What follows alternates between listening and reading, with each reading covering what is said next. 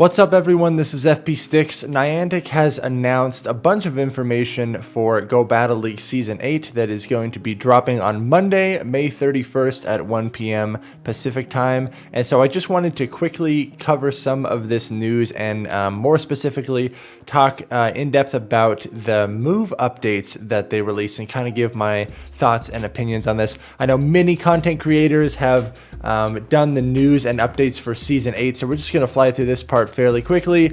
They lay out the specific timelines of each of the leagues that are going to be happening here. One thing that I still don't quite understand is where is Masters Premier? Where is Master Premier? I really wish that they would bring Master Premier Cup back because that was a really enjoyable meta for me.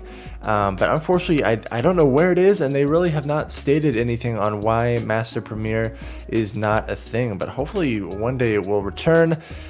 This is very interesting for Season 8. They're going to have 3 Go Battle Nights taking place, which essentially means that you're going to have 20 sets of battles to complete for Go Battle League. And instead of just having one of these in the season, they're going to have 3 of them, which is pretty wild. They've laid out the dates there so you can kind of plan ahead for that, and then you will have plenty of battles to do for that, so be able to rank up fairly quickly.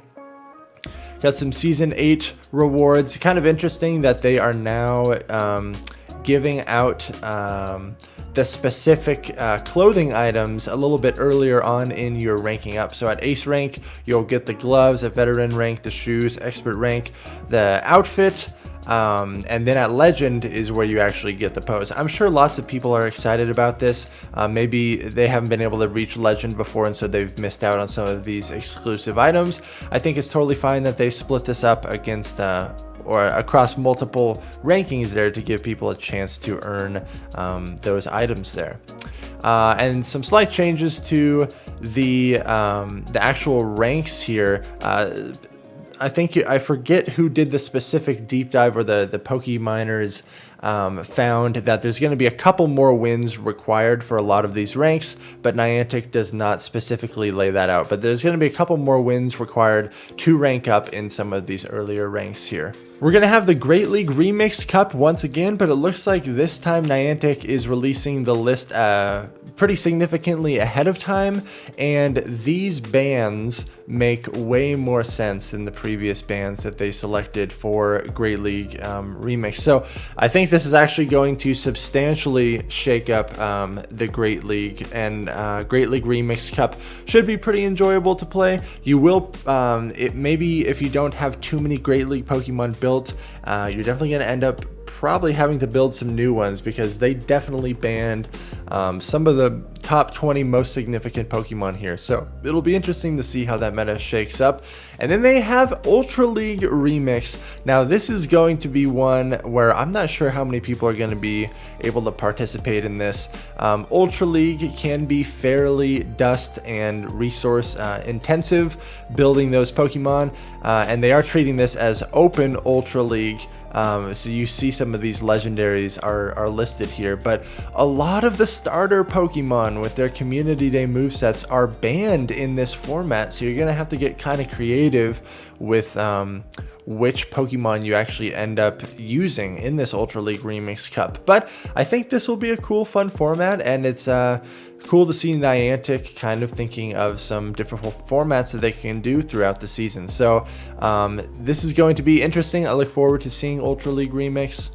Element Cup, this is essentially Little Cup, but with kind of a more restrictive meta.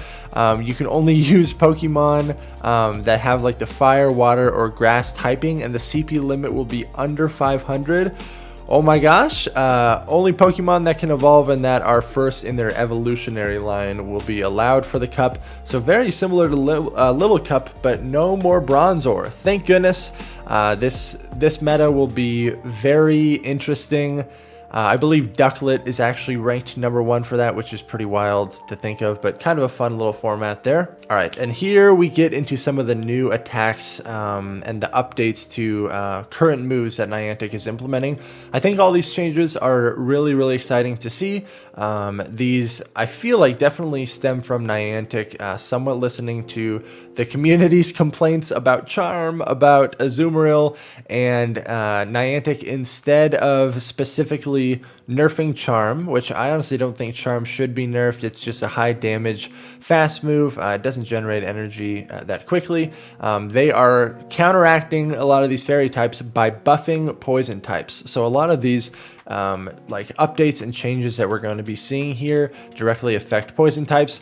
We're getting a rock type Weather Ball, which is very, very cool. Weather Ball is a very strong move, as we know, and a decent number of Pokemon have been gaining access to specific elemental type Weather Balls, and now we're going to have a rock type Weather Ball. This attack is specifically going to be assigned to Hippowdon, so interesting choice there. It's going to give a ground type Pokemon access to rock moves, very similar to what we've seen with like G-Fisk and Pokemon like that. So a ground type having coverage with a rock type move is very nice.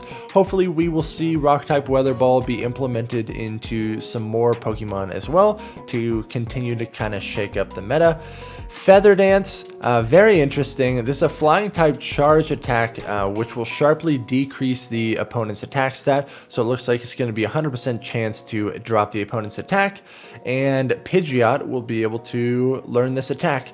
Pidgeot really needs some coverage charge moves though. It's like kind of a one-trick pony with all of these flying type moves, but it'll be interesting to see once we actually get the stats released for Feather Dance. As far as I know, the specific damage and energy gains on a lot of these moves and the move updates have not been released yet, so we're still unsure of like how much damage or how much energy some of these moves will be having, but it is nice to know that these changes are going to be coming very soon. The following attacks will be updated. Acid Spray. So this charged attack will now require less energy to use. This is great. Acid Spray totally sucks. All it does is drop your opponent's defense, but the energy cost for it was just too much, and so I think dropping the energy cost for this, it looks like the damage output is still gonna remain the same. Makes Acid Spray a little bit better, so this is gonna make Pokemon like Tentacruel have a little bit more play to have that cheaper charge type attack there. Poison Jab, this is a huge update right here. Poison Jab, fast attack, now deals more damage. Poison Jab was already a pretty decent move, and there's been speculation within the community that Poison Jab may become a counter clone. Counter, as we know, is the best fast move in the game. Great damage, great energy generation, and it's a 2-turn move, so it offers you a lot of flexibility there. If Poison Jab becomes a counter clone, that is really going to help out a lot of poison type users like Skuntank, like Nidoqueen. Very exciting there, so we will have to see once the specific numbers release there, but great change. Poison Sting, they've already buffed Poison Sting before, but it is still not good enough. So now they're giving this fast attack more energy. So maybe they're gonna make this like a Mud Shot clone, and just have it be purely energy generating fast move here. So it'll be interesting to see how this turns out, but it'll be nice to have a poison fast move that is very heavily reliant on its energy generation. Kind of interesting.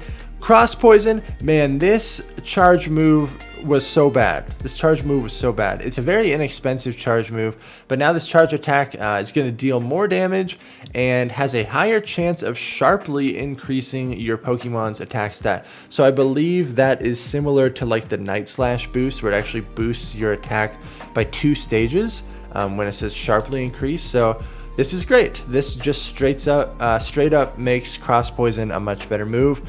Poison Fang, this poison type charge attack now has a 100% chance to decrease the opposing Pokemon's defense stat. So this is similar to Acid Spray, where it's just gonna straight up drop your opponent's defense stat, but Poison Fang actually outputs a little bit more damage than Acid Spray. So it's looking like Poison Fang is just gonna be a direct upgrade from Acid Spray. Kind of interesting, but Dragon Tail, this Dragon type fast attack now deals more damage but generates less energy. This is kind of a out of left field change here. Dragon Tail was already a somewhat balanced move with its damage and energy gain, but now it's just turning this fast move more to damage output and less energy. Again, we will have to see how this specifically works out once we get the numbers. Focus Blast. They nerfed Focus Blast before. Poor Registeel. Registeel was crying because both of its charge moves, Flash Cannon and Focus Blast, were both nerfed. But now Focus Blast is going to do more damage. Are they returning it to normal? Are they making it more than it used to be? I don't know. But I'm excited to be able to use Registeel again, because if they boost the Focus Blast damage enough where it can almost one-shot a G-Fisk, Registeel is finally going to have some more play in the meta. The following attacks will be available to Pokemon that couldn't learn them before. This is very exciting. Ariados is going to get access to Lunge. This is pretty cool. I believe it also has access to Cross Poison, which is another move that is getting buffed in this meta here. So Ariados is going to have a little bit more play. It's going to be somewhat comparable to Galvantula now, but without that electric typing, so you're still going to be weak to flying type attacks, but it's actually going to give Ariados some play now that Cross Poison doesn't totally suck, and Lunge is a pretty good move to have for sure. Poison Fang, Nidoqueen, and Crobat will be able to learn Poison Fang. Giving Nidoqueen Poison Fang is really, really great. Nidoqueen already has access to Poison Jab as the fast move, which is one of the moves that is going to be buffed here. And all of Nidoqueen's charge moves were fairly expensive. That was kind of one of the downfalls of Nidoqueen, was that it mostly was just running nukes of like either Earth Power, Earthquake, Sludge Wave, or Stone Edge. So giving it a cheaper move, a bait move that guarantees to drop your opponent's defense, is really, really nice. Cross Poison, Crobat will be able to learn Cross Poison. Crobat is going to have Poison Fang and Cross Poison, two very cheap poison type charge moves. I still think Golbat is going to have a little bit more play because Golbat also has access to Poison Fang, but you have some nice coverage with Shadow Ball. I think these updates are really great. I, once again, would always be interested to see Niantic implement more move update changes, but I think this is, once again, a step in the right direction, and we should be able to give Niantic credit where credit is due.